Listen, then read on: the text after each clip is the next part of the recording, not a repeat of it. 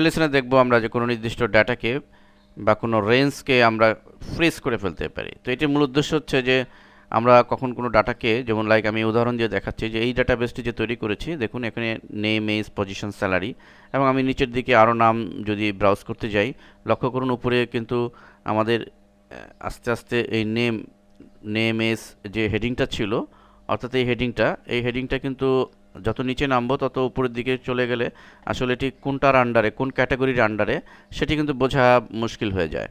তো এই সমস্যার সমাধানের জন্য আমরা ফ্রি স্প্যান করে রাখতে পারি, যেটি কিনা আমার নিচে যদি কয়েক হাজার ডাটাও থাকে, আমি এই হেডিংগুলোকে অথবা মেইন হেডিংকেও আমি এটাকে ফ্রিজ করে আমি শো করতে পারি। তাহলে এটি করার জন্য আমাকে, ধরুন আমি প্রথমে নেম, এজ, পজিশন, স্যালারি, এই যে কলামটি রয়েছে বা এই হেডিংগুলি রয়েছে সেগুলো আমি শো করাতে চাই। তাহলে আমাকে কার্সর তার নিচে রাখতে হবে, অর্থাৎ তার নিচে থেকে কমান্ডটা অ্যাপ্লাই করতে হবে। তো আমরা এখানে কার্সর রেখে আমরা চলে যাব ভিউ মেনুতে এবং এখান থেকে ফ্রি স্প্যান, এখান থেকে ক্লিক করে ফ্রি স্প্যানে ক্লিক করব। ফ্রি স্প্যানস প্রথমটি যেটি রয়েছে এটি ক্লিক করব। আমরা দেখতে পাচ্ছি একটি দুটি লাইন ক্রিয়েট হয়েছে। এখন আমি যদি নিচের দিকে যাই তাহলে আমি লক্ষ্য করছি আমার এটি কিন্তু শো করছে, আমার হেডিংগুলি কিন্তু শো করছে। এভাবে আমি ফ্রি স্প্যানের মাধ্যমে আমার নির্দিষ্ট, এবং আমি বুঝতে পারছি যে আমার আসলে এই কোন ডাটাটি কোন হেডিংয়ের আন্ডারে।